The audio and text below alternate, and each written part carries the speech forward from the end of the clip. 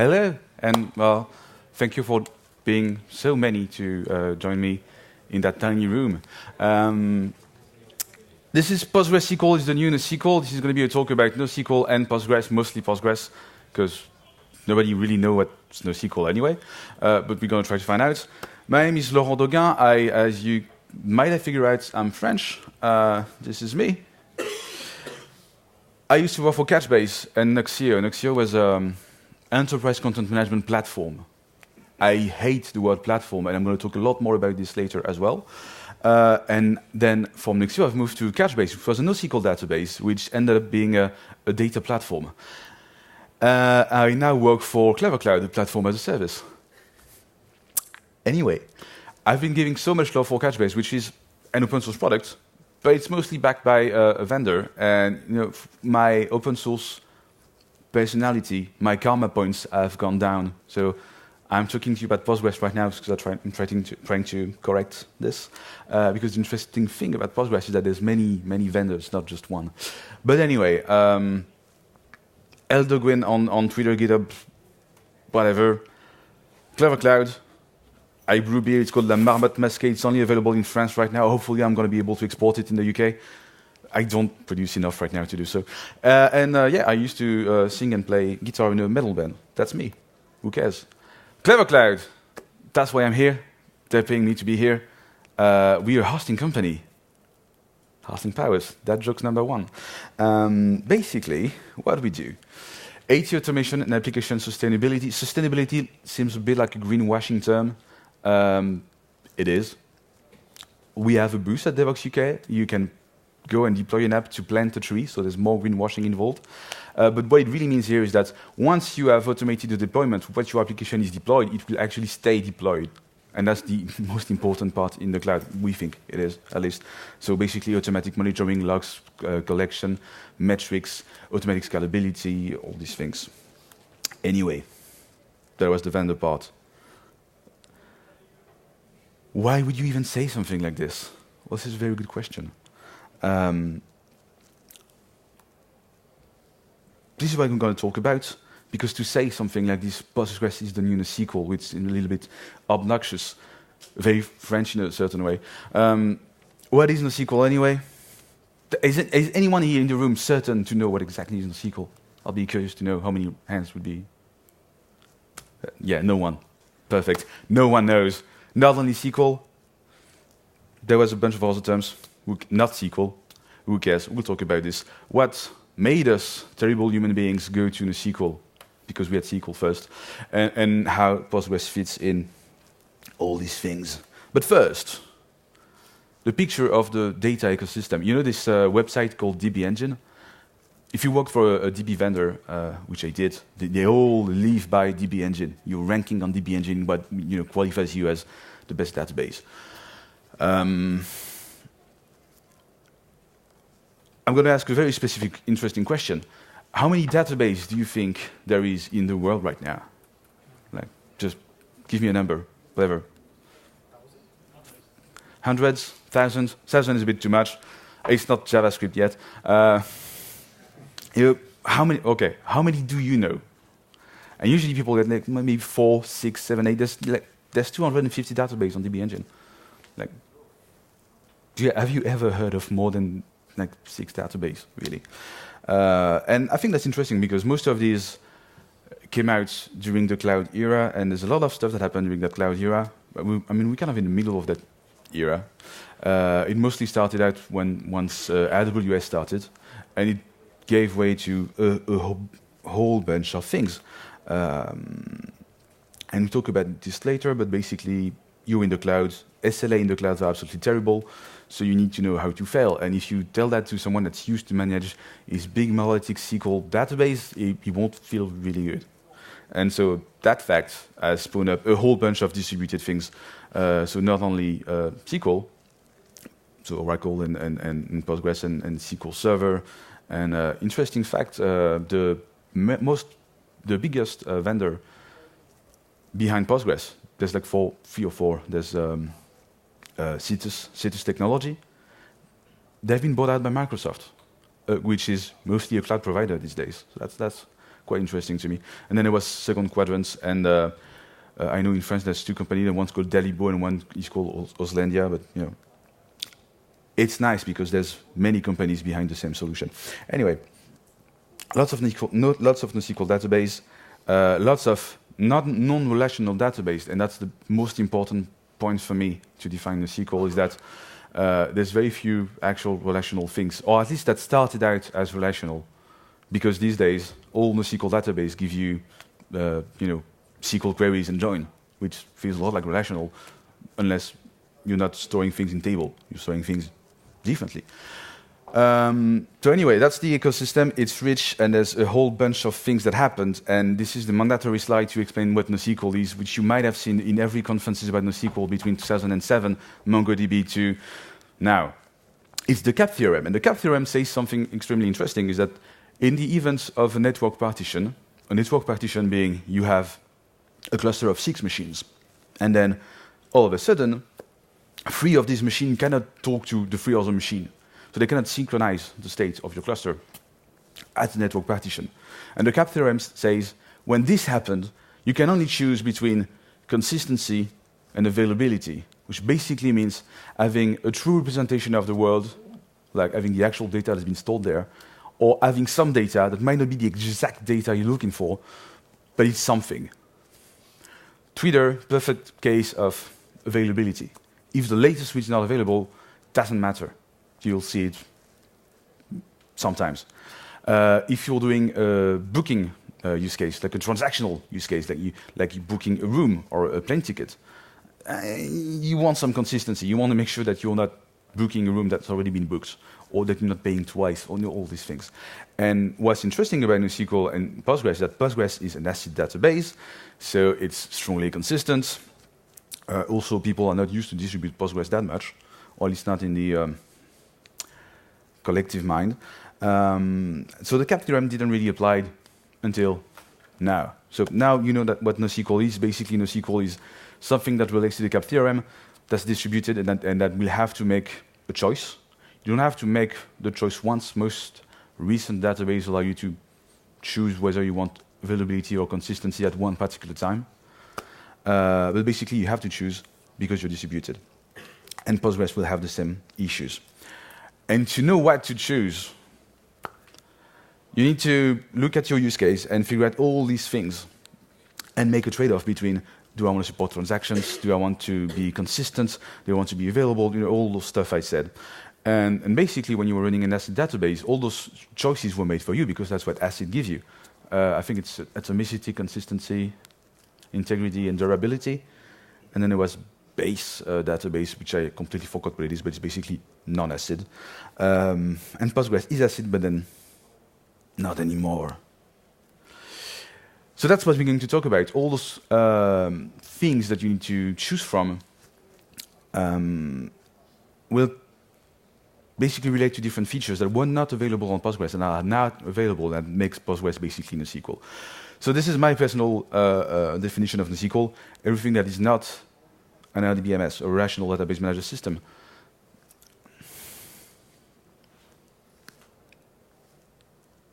JavaScript joke, second, well, it's not that jokes, but I forgot about that and what I was going to say. I think I was angry. I think NoSQL came out of anger from people. Now I'm trying to remember. There was this adolescent crisis when MongoDB came out. Actually, the first interesting NoSQL database that came out was CatchDB. CatchDB was written in Erlang. It was a weird thing. In 2005, you had this server that could only talk REST. No SQL at all, just REST, just create a JSON object, put a JSON object, or retrieve it. And that was 2005. That was before we started to rewrite everything in JavaScript. And before all those new developers. I shouldn't say that, not that old, but that's how I feel when I talk about JavaScript stuff.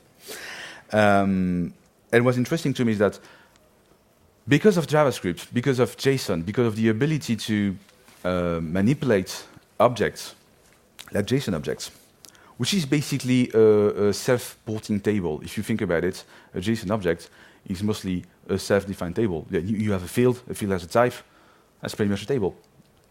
And because of all that JavaScript frenzy, there's been a huge move to, well, off SQL, sorry, a huge move off SQL. People don't want to write SQL query anymore, to something much simpler, which was what CouchDB and then later MongoDB allowed them to do, to have something that's super easy to use on MongoDB.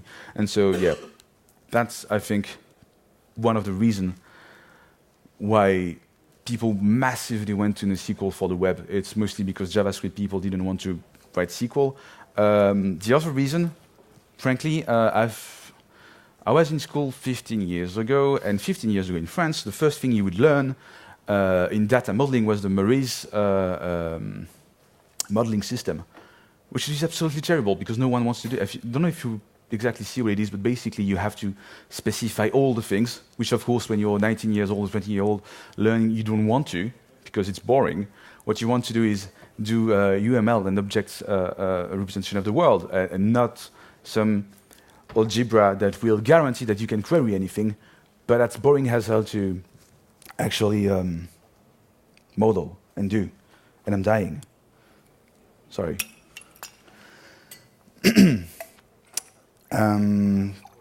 Yeah, is anyone familiar with the Maurice? It's called Maurice in French, but yeah, it's something you do not want to do, and of course it was a 2-year school. The first year project you had to use SQL, and the second year project it was UML. I said no, we're not going to use SQL. That was in 2007, so we went to something called BerkeleyDB. That was an XML database, before all the JSON craziness. So we ended up moving out of SQL because we hated it, really. That's what happened. Because we didn't know better. Because we didn't know that at one point in your life you're going to have to do a join. That's all duplicate data. That's how it is. So I think that's part of the reason why we started moving to this kind of stuff. Because we were in our adolescent crisis, and I say that for everybody. At the same time, there was the rise of ORM solution that pretty much hide everything for you. You didn't have to write any SQL anymore. You just had to write some case class, and that's it. You could do some basic query. And of course, all the NoSQL database started supporting the ORM the same way that SQL database do. So you didn't really have to write SQL anymore, which was fine. And then, of course, JSON and everything, it's easier to do. And what happened in that time was that before SQL, if you want to do something complicated, you want to express something complicated, but you only have CRUD options, we end up having lots of services that we needed to chain the different calls, like give me all the stuff that are like this, and that now give me all the stuff that are like this, but that are cheaper than this. Basically, you were writing a SQL query, but for all predicate of your SQL query, you had a single service, which is insane when you realize that everything could be expressed in one single SQL query. And I think that's very sad. And that's one of the reasons why people in NoSQL went all back to SQL. But anyway, Postgres is an RDBmS. What does it like to be a NoSQL database? Schemaless support, the ability to scale, failure ready, and to me that's the most important one. Being multimodal and the whole shenanigan of platformization, that's what we're going to talk about. So about Postgres. Postgres, interestingly enough, Postgres should give you, the name should give you a hint that it's actually been NoSQL before NoSQL. It's post-Ingress. There was a database called Ingress. It was a SQL database. It was amazing. And then the people that did Ingress realized in 1995 that it was not going to be enough, that they need to do something extensible to support new use cases, and this is where Postgres come in, and that's already post-SQL. So in that sense, Postgres is already a little bit of a, after RDBmS, a kind of solution, which I think is beautiful. I talked about DB Engine previously. This is the ranking of Postgres over the past, 10 years? And as you can see, it's been rising like crazy. One of the reasons why is of course, because of all those new NoSQL features that they now support. And also because I think people are tired of trying to move away from SQL and realize the value of SQL. If there's one skill that so far has been proven not to get old in our field, is to learn SQL. I mean, it's still the same SQL it was 30 years ago. It's still super useful, and it still is the easiest way to express any business query or question to anyone, to anything. Again, think about that complicated query and think about how it would look if you had to make one service for every predicate of that query and then chain and join and group by all those results the way you want them. Why would you even do that? And that's what we did with NoSQL for a long time. And that's why NoSQL, and I know because one of my sales pitch at Couchbase once we supported SQL was, move away from all those complicated microservices and go back to SQL. And I think that's one of the reasons why Postgres did this. Who is using Postgres here? Cool. Not so many, half, well, maybe a third of the room. That's cool. Hopefully more of you will use it after that. So, NoSQL feature, schemaless support. This is schemaless thing. You just store stuff in the box, whatever the size. You don't care. This is the same thing. Well, wait.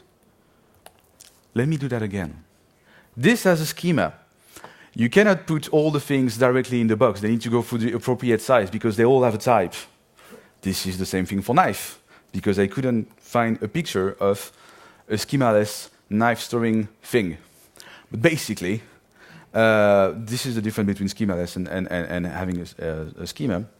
Having a schema constrain you to do something, not having a schema, or at least making sure that the object you're using to store stuff still allow you to pick the right one, is much more flexible. And that's what NoSQL started to give you with JSON, or would I dare to say XML support, because don't forget about XML, they were here first, and although it's old and sad, that's what I started with. So, interesting thing is, no constraint anymore. Has anyone tried to run a SQL database migration, like from one schema to another in production? There's some nervous laugh in the room, because they know that you do not want to face this, because it sucks. But basically what having the flexibility of schemaless allows you to is not to suffer that much. I mean, you will suffer because it sucks, but less. The whole point about having JSON or XML is, as I said in the beginning, that basically it's its own table. Because again, it's inside a JSON, one particular object, one particular document. And here we talk about document database, because document database are part of the NoSQL database galaxy. It's all about making sure that you can change that schema when you need it, without having to migrate the whole schema of your database, which would drive people nuts. So, it's flexible until a point, and then sometimes you need to go back to something a little more, you need to find a solution. And that's why most NoSQL vendor started to introduce SQL, because basically, it's not because you can store anything that you should be able to still query anything, so that's the SQL support for NoSQL. And on the other side of the spectrum, Postgres started to support JSON as well, which is cool. That being said, JSON is not a first-class citizen in the Postgres ecosystem. So queries will look weirder than other native JSON databases. If you take Couchbase, well, I'm not going to talk about MongoDB because they have a very weird query language. It's their own JSON thing. But all the other, like Cassandra and Couchbase, and the others that I forgot to talk about because there's too many, and I only know like 6 out of the 260. They will give you proper SQL. Because the only thing they can store is JSON. Here you're storing tables and columns, and there's a column type called JSON. So you still have to basically use the traditional SQL way of querying tables and columns, but then you have a way in that query to express another table, which is basically a JSON document. So it always looks a little bit weird. But anyway, as you can see, there's a JSON support. You can just select the JSON. It will be interpreted as a JSON document. And let's pretend you have one table with one column called payload. And in that column is, of course, a JSON type. And in that JSON document, there is always a field called key. And that's what you do to query the key field of a JSON document in a SQL database. It doesn't look right, as in doesn't look SQL-ish. And it will look better if you, again, use on a SQL database. But, you know, it's still a pretty good bargain. And I'm going to tell you why. Of course, you can use it, test existence, blah, blah, blah, do all these things that you would do with any other thingy. You can use a traditional function. The most amazing fact about all this is it's not this yet, it's this. So yeah, you can use all the function. I said that. This is the most amazing thing to me. Postgres is old. Old as in people have been working on the query planner and the indexes and all those things for years. It works really well. NoSQL database, not to be mean about what they do, and they did, are still much younger. Their query planner is not necessarily as good as the one from Postgres. They don't support many types of indexes. They're still trying to figure out all that SQL-ish query thing. The great thing about how they did it with Postgres is that it's just a column type, so you can still use all the indexes that Postgres supports. And Postgres supports a tremendous amount of indexes. You can have graph indexes, you can have full text indexes, you can have geospatial indexes. The geospatial index in Postgres is amazing. And of course, you can create an index on the field of a JSON store in the column of a table. So this to me is mind-blowing, and this to me makes Postgres a first citizen NoSQL or at least JSON database. I'm going to be a bitch about Mongo right now, but to me, if you don't need ACID, if you have a specific case of not needing ACID, which is basically concurrent writing, you have to use Mongo because that's, as a NoSQL database, that's what it allows you to do. For all the rest, for all the other stuff, Postgres will be, to me, again, very personal, better because of that fact. So yeah, that was the Mongo rant of the talk. Apologies. Is full text NoSQL? It's another NoSQL skill, a very specific set of skill.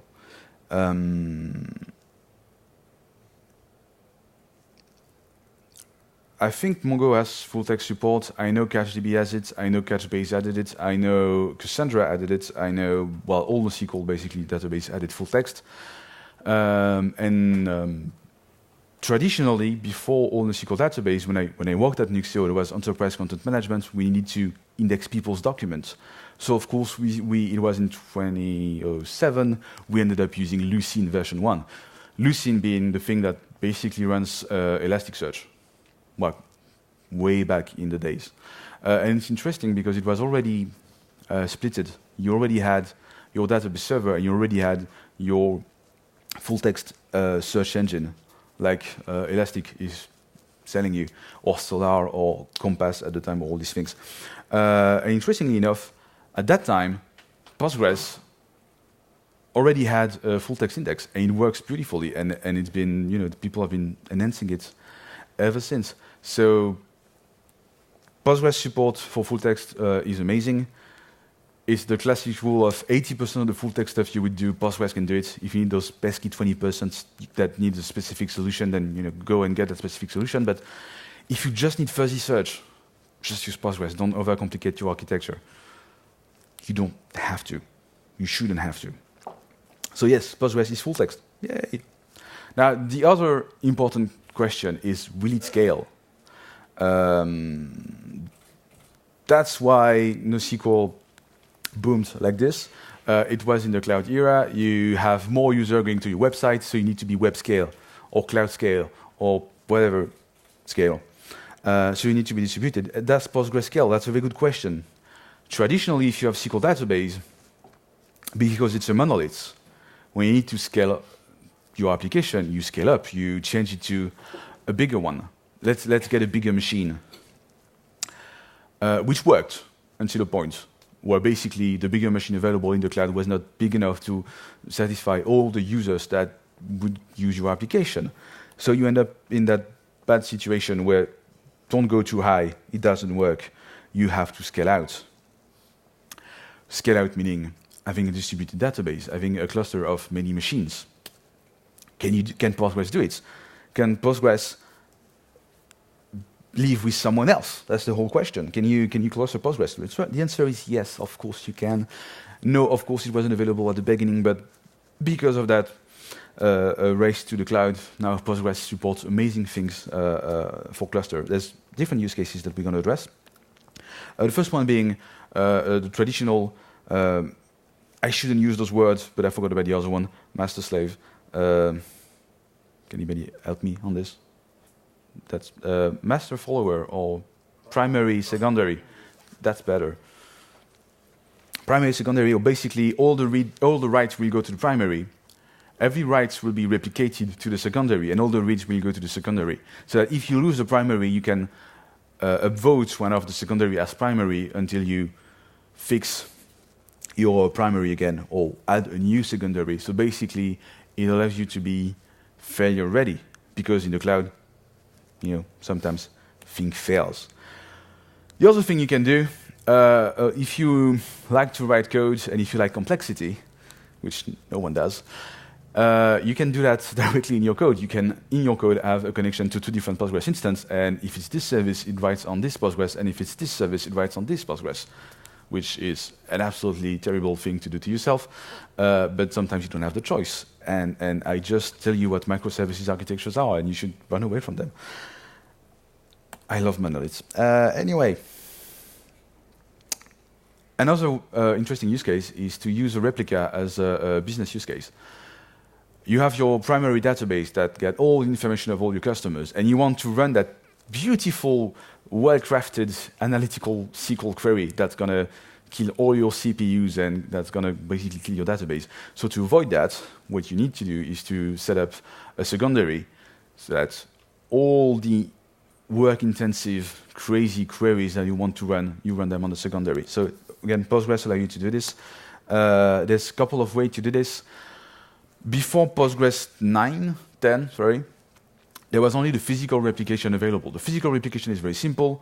This is the data volume where the data is stored. This is the data volume of the other computer when the data is stored. 0, 1, 0, 1, 1, 1, 1, 1, 1. That's it. It's a simple, British. Let's copy the bytes from here to there.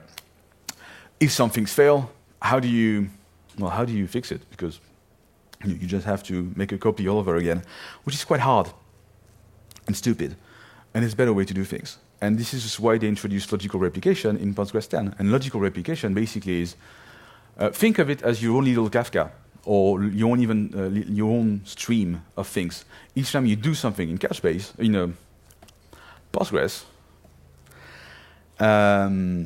it goes into that stream and is processed the same way in the other database. So instead of copying bytes, you're just reapplying the same sets of changes to the next machine. And it's much more easy to sustain. It doesn't break as easy as a physical replication. So logical replication, it's amazing. You should use it if you use Postgres. And it's fairly easy to set up, really. It's just the most important bit is this one, just like publish all these things on this other database. Make sure that all the things that are applied here are applied there. You don't have anything else to do. That's where NoSQL will have a slight advantage, in that most NoSQL solution will be transparent about all these things. So you would have no control over it, which is great because, you don't want to have, well, maybe you want to have control, but if you don't have to do anything, that's pretty cool too. So Postgres, being the open source people that they are and the low-level people that they are, you still have to write a bit of stuff. But you can do the same, even better if you know what you're doing. The other thing that's super interesting that started out in Postgres 10 and it's super useful in 11 is table sharding. What is sharding? Interesting question. Sharding is basically you have a set of data, you have 5 machines. Let's pretend we have 5 documents on our sets of data. There's going to be 1 document in one machine, 1 document in the other, etc., etc. There's 1 document per machine. Basically, you're splitting everything. What's interesting is that if you're splitting everything, you can split backup and copy as well. So that if you lose one of the machines that had an active version of the document, there is a copy somewhere else that you can promote to being active again. So it's a way to transparently share your data, which basically share your user load, basically share everything across a cluster. And it was possible through several extensions. Postgres has an extension mechanism called extension. Lots of enterprises, a lot of companies have built their own thing to support this. And the most famous one was from Citus Technology. And Citus Technology did this super useful thing that allow you to transparently shard your data. It kind of goes back to saying this, basically deciding where you want to write. But in sharding, especially with what Citus did, there's basically a node in the middle that takes all the connection, and that will tell you what that will manage, not tell you, because again you don't have anything to do. That will manage all the repartition of all the data, and that's really cool. And of course, that's the one that Microsoft bought, because and it's pretty easy to set up. That's basically you create partition. If you do a time series is a decent NoSQL use case. I mean, you could do time series before. It's basically SQL with a window function. You query something between this date and this date. And you don't want to store this in an infinite table, because that wouldn't perform well. So you can, I mean, that's a good sharding use case. You can shard based on the date. You can have a table for the year 2017. You can have a table for the year 2018, and everything will be managed transparently. You won't have anything to do except writing that query, writing that data. And if the data has a temperature field date between this, then it will go on this table, on this node, and etc., etc., etc. And that's really nice. Anyway.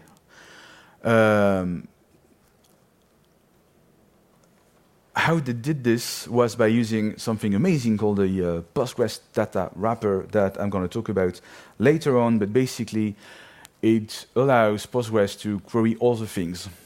So you can send a query to Postgres, one node, and that Postgres has a foreign data wrapper to talk to other Postgres. So that's exactly how it works.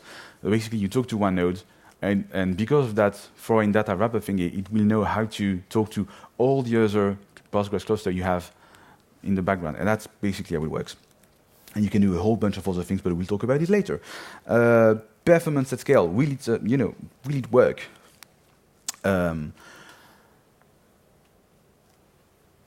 There's a new breed of databases that are GPU optimized, because you need to do some strong analytics, or that at least know how to use the full power of the CPUs. But what's interesting to me is that analytics has become more complicated, with more processing power. Of course, architecture are changing. Architecture are more complicated. There are more threads, so you do more parallelization. You don't do more brute force. So it's interesting to support a new way of parallelizing things. And I think I was introduced fairly recently. I don't know which version of Postgres that is, but basically now you can transparently, when you run your query plan, it will know that it can split the load on several threads of your CPU, and that's great. That's what makes this thing work better, at least for SQL. And the amazing other thing is that because of that extension thing I talked about, how to extend Postgres, some people came out with a paging extension, Postgres extension that actually use your NVIDIA GPU to even go faster when doing analytical queries, which is quite nice. You do have to have a GPU, and most cloud actually right now don't provide necessarily GPUs. It's quite expensive. Clever Cloud is going to provide this for you in a couple of months. It's going to be amazing, blah, blah, blah, vendor support. Anyway. You have to know how to process more power, and you have to know how to be distributed. And there's one very important fact about being distributed, is that Murphy's law is real, and if something can turn to shit, it will. No question asked. If a database vendor tell you everything's going to be fine, or cloud vendors, nothing's going to fail, run away. It's a lie. Everything fails all the time. The important answer is, if it fails, we'll make sure that we can fix it or restore it. And that's the most important part about the cloud. People talk a lot about being cloud native and all these things. To me, being cloud native, it basically means being able to fail, and failing is absolutely an option. You should feel okay to fail. That's the most important thing for me right now, for the cloud era. Don't say everything's going to work out perfectly. Just say if something is wrong, and again, I'm a cloud vendor. I know all the SLAs of all the cloud. Stuff turned to mush all the time. And that has interesting consequences. I think most architectures and developers became better because of Amazon. Not because Amazon was great. On the contrary, because Amazon was so bad at making sure that your machine could stay up, and we all had to figure out ways to. Basically, Amazon was the first chaos engineering framework at the beginning, because everything failed all the time. So you needed to adapt, and you need to know how to fail. And again, well, thanks to Amazon for that. But there was a demo. Yes, there's a demo. I don't have the internet, so it's going to be a video demo, which is fine.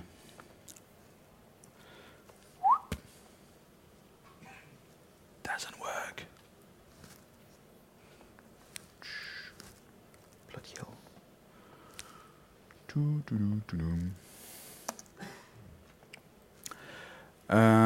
Okay. Whoa.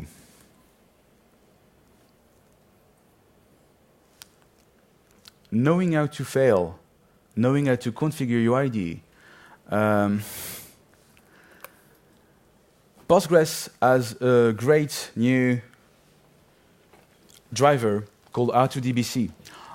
You used to do J2DBC, that was the traditional synchronous ACID driver, and the guys from Spring and a bunch of other companies came out with something called R2DBC, which is a reactive driver. And what reactive allows you to do is to take decisions and make changes when something goes wrong. And basically, what I'm trying to do here, so this is a bit of cleanup and setup query. I'm going to do something very stupid. I'm going to create a flux that writes something every second, which is basically saying for each 1 second, insert into the table test the value 1 or 2 or 3 or 4, depending on the second you're in. Do on next, do on error, those are without side effects methods. So basically, when something happens, you can log something. That's quite nice. And this is amazing, and this is the whole point of using this thing. Let's pretend that you have a SQL database that's too small and that needs to get bigger. What's going to happen is that you're going to put that database in read-only, do a backup, start a bigger database, restore that backup in the bigger database, and then switch connection from the old database that was read-only to the new one that's bigger and that can now accept reads, because you don't want to accept writes, once you did the backup, because then you have a discrepancy. It's just a stupid use case. Normally you would use logical replication, but stay with me on this. It's just if you have just one machine, just one Postgres, this is how you do it. You do a retry backoff, and retry backoff are amazing. It's basically kind of a circuit breaker thingy. If something goes wrong, said it's fine. I will retry later, like in 5 seconds, 10 times, or over 5 minutes. So basically, these lines make you failure ready. And the video I was going to show you is basically this. Yet another vendor moment. I'm choosing a new size for my database. I'm migrating my database. Let's go faster. Maybe not that fast.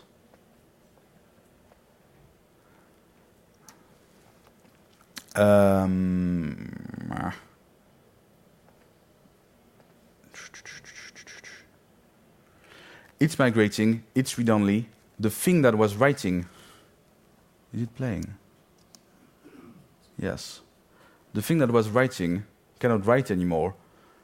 So here it works. And so you could see that around second 28, it couldn't write things. It says, there's an error, I cannot write anything. And I had a pub-sub thingy that we subscribe to, because you have pub-sub with Postgres as well, which is very NoSQL-ish. It's kind of a queuing system. And now that this thing is over, it should resume to writing after whatever many exponential backup it did. So normally,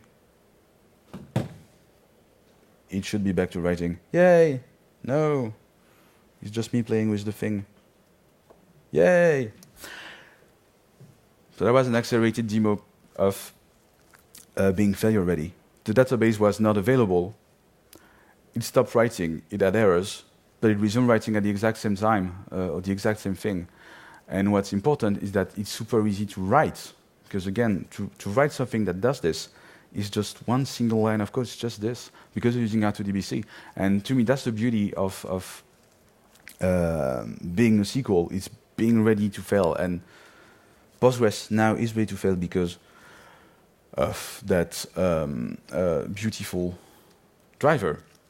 I have 10 minutes left. Let's move on. What about that new SQL thing? Because that's supposed to be the new NoSQL. People talk a lot about new SQL. It goes back to basically being multimodal. You might have heard of ArongoDB, and basically you have one way to store things, and there's different kind of index, which means different kind of ways to query things. Because when you query something, you query this based on how you write it. So how you write it in an index. So there's one way to store things. It's documents, and then you can do graph queries, you can do SQL queries, you can do key value queries, you can do all, and basically all those database came out to simplify existing architecture. It was the golden age of, hey, let's all rewrite everything in microservices with one database per use case. And so, explosion of complexity. Every microservices had to manage their own database. And the answer that these guys wanted to bring you is you shouldn't have to choose. You just use one database. It's simpler to execute, and that's what multimodal database will let you do. So it's kind of the next NoSQL thing, which brings me to this word that I hate deeply, which is the platformization of all the things. But that actually happens in every single industry. When there's so many players doing the same job, which is basically letting you store stuff and query stuff, at one point, they will all have the same set of features. I mean, the ones that are still alive, like there's a lot of vendors that are dead. But the ones that are still alive, they will all have the same set of features, they will all extend to the same things, and they will all become, and sadly that's what many companies have become, data platform. And as a developer, I'm deeply scared of platform stuff, because it means it's going to do everything, and I don't trust things that do everything. But that's just me. But anyway, they all look the same. They will all be the same. Just wait a little bit, and SQL will be NoSQL. NoSQL will be SQL. That has already happened. And I'm assuming the next thing will be the next big thing will be time series to me. This is just a small example. I talked about the foreign data wrapper before. That's the thing that allows you to have a Postgres talk to other Postgres. It can allow you to talk to anything else, which is amazing. You can talk to, if you write that wrapper, you can talk to any other existing database. So with one query to Postgres, you could send a Cypher query to Neo4j. You can send, possibilities are endless. And yes, this to me is the next thing that everybody's going to support, because all the existing solutions are absolutely terrible to me. I work for a cloud company.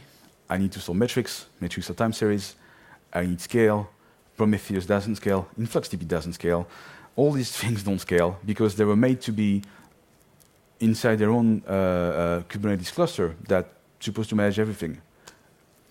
I manage 100,000 deployments a week, so that's not the same scale than all these people do.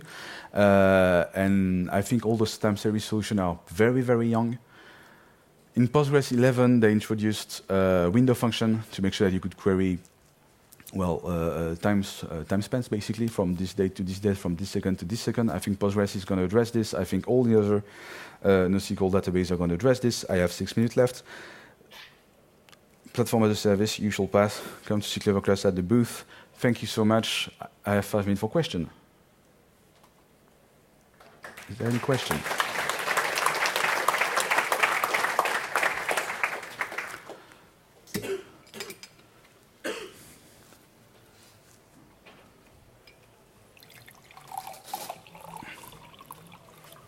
Yes, sorry. On the scalability, how does it compare with Oracle? And the scalability, how does it compare to Oracle? I have genuinely no idea. I know that the active-active replication of Oracle is okay and works. I've seen a lot of customers move away from Oracle to Couchbase for that very reason. And interestingly enough, the people that I saw moved away from Oracle moved to another expensive vendor than to a solution that's open source like Postgres. So I'm not sure if that's your situation, but that's mostly what I've seen. The active-active replication in Postgres works, especially since they introduced logical replication. So I would assume it works great. I don't know how it compares, though, to Oracle. How quick is a failover between master and slave? Well, a failover, how quick is a failover between the master and slave? It's still a manual thing. So you have to schedule it yourself or automate this yourself based on the metrics you have yourself. I'm sure you'll find lots of, that's the beauty of the Postgres ecosystem. There's a lot of vendors that will provide you their own solution to do this kind of stuff. That's what I said earlier about NoSQL having a slight advantage in the sense that they are made to be distributed. They already abstract all these things for you, and they are super easy to manage. Whereas Postgres, everything has come bit by bit, and then you have this ecosystem of other tools and things, and you basically need to create your own distribution of Postgres tool and your own tooling around that to be on the same level of feature than a Couchbase would be, because Couchbase is fully integrated, and in the sense of Couchbase, that's configurable, but that's basically 30 seconds. If a node cannot ping anyone else for 30 seconds, it does a failover. And automatic failover is a drastically terrible idea, because that's where you get all the domino effects when something is automatic, and something is really wrong with your system, then you will start to fail over all the things at once. And what you want to do is when there's something wrong, have only one thing fail over and ping a human to know what the cause is. Because if everything's automated, then you're going to choke down everything, and you're going to start redeploying everything, and then you're going to choke down the whole thing again and start redeploying everything. If there's a major problem, a major issue. So I would advise limiting automatic failover to only one node and then call a human. My work is to automate stuff. There's one thing I do not want to automate, it's this. And business decision, because I do not know how to automate business decision, because again, I'm just a platform provider. Business decision is my customer, and so he's the one that's going to make those choices. The other one I do not want to do is this one, is because I'm scared of the domino effects. There's a lot of battle stories on not only database. Recently, it's been mostly about Kubernetes cluster. Dan Woods, he worked at Target, and he did this amazing postmortem of one of his Kubernetes failure, and it all failed because of that automatic failure, because everything was automated. And so if something is completely wrong and things are bound to fail, well, they will all be put in failover, and they will all be restarted again and fail again and restart again, and then your AWS invoice will do this. So yeah, you basically, how long is the failover on Postgres? You have to do it yourself. So you decide. Yes. Sorry, I was going to ask you talked about indexing on JSON fields. Yes. If the JSON field doesn't exist in the JSON, It's not in the index anymore. it's going to. Sorry, it's not going to be in the index. Yeah. It won't error. Yeah. It won't give you a, No, because that wouldn't be usable. Yeah. Yeah. I get that it wouldn't exist. Yeah. I'm saying, will it still allow you to do the insert? Will it actually give you an error on the insert? I mean, you insert the data, and the index does this thing. So if there's nothing to index, it won't index anything. Sure. That's how it should work. And I think that's how it works.